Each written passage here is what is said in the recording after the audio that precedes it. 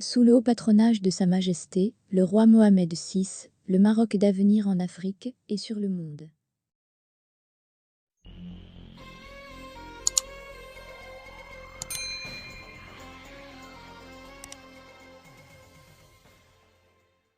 Deuxième fois, Brahim Ghali a été admis dans un hôpital de Logroño sous une fausse identité.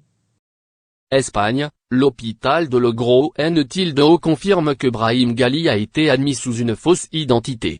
L'assistante qui a enregistré l'entrée de Brahim Ghali à l'hôpital de Logroño en Espagne a été identifiée par la police, sur ordre du juge Rafael Lazala, et elle a confirmé que le chef du Polisario a été admis sous la fausse identité de Mohamed Ben Batouche à l'aide du même passeport qu'il détenait à son atterrissage à la base aérienne de Saragosse.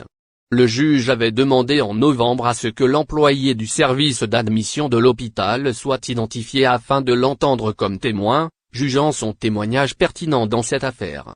L'employé a alors été entendu le 14 décembre, selon un document officiel de la police consulté par Voz Populi, précisant qu'une photocopie du passeport de Ghali lui avait été remise par un de ses compagnons qui a signé le document d'admission sans s'être identifié.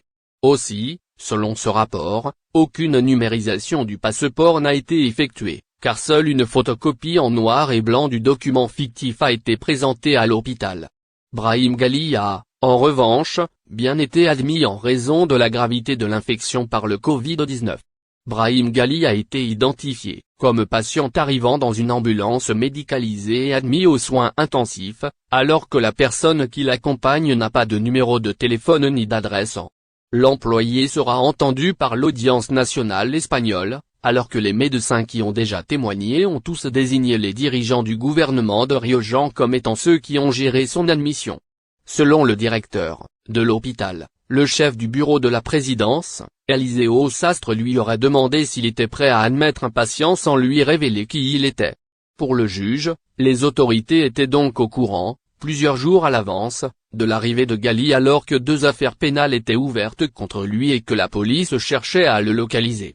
Le juge Lazala compte maintenant sur l'audition du directeur adjoint de la police nationale pour déterminer si le ministre de l'Intérieur était au courant, avant le scandale, de la visite en Espagne du chef du Polisario.